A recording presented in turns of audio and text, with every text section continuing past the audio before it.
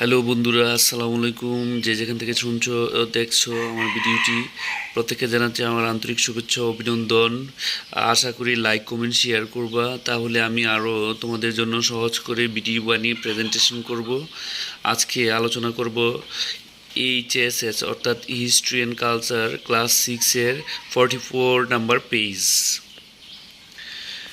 এখানে তোমাদের 44 নম্বর পেজের একটা প্রবলেম সলভ করে দেওয়া হলো।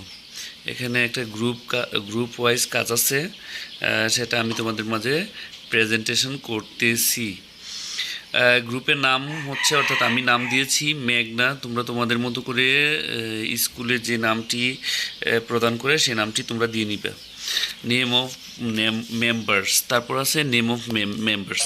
নেম অফ মেম্বার্সের মধ্যে তোমরা একটা গ্রুপের যে সদস্য থাকে এই সদস্যগুলোর নাম তোমরা তোমাদের মতো করে দিয়ে নিবে। আমি এখানে 1 নম্বরে দিয়েছি এমডি রাহাত, 2 নম্বরে দিয়েছি আবদুল্লাহ, 3 নম্বরে দিয়েছি নুসরাত এবং 4 নম্বরে দিয়েছি রেবেকা। তোমরা তোমাদের মতো গ্রুপে যে সদস্য থাকবে সেই সদস্যগুলোর নাম দিয়ে দিবে। এটা হচ্ছে এইচএসএস বইয়ের 44 নম্বর পেজের ওয়ার্ক।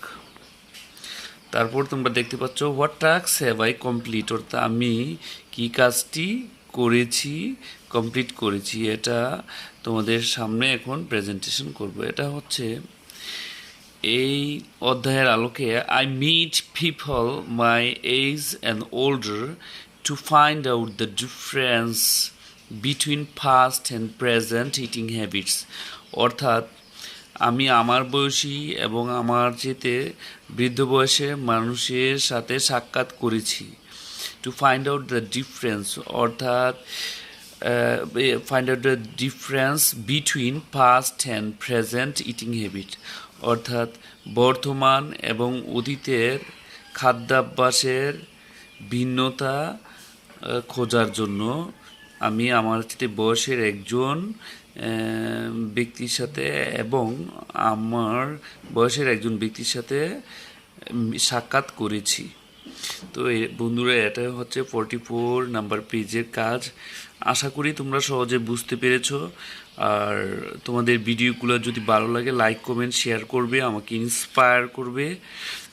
এই প্রত্যাশা নিয়ে আমি আজকে তোমাদের মাঝ থেকে বিদায় নিয়েছি। আমি আরও ভিডিও নিয়ে তোমাদের সামনে হাজির হব। আমার চ্যানেলটি লাইক কমেন্ট শেয়ার করবো। আসসালামু আলাইকুম।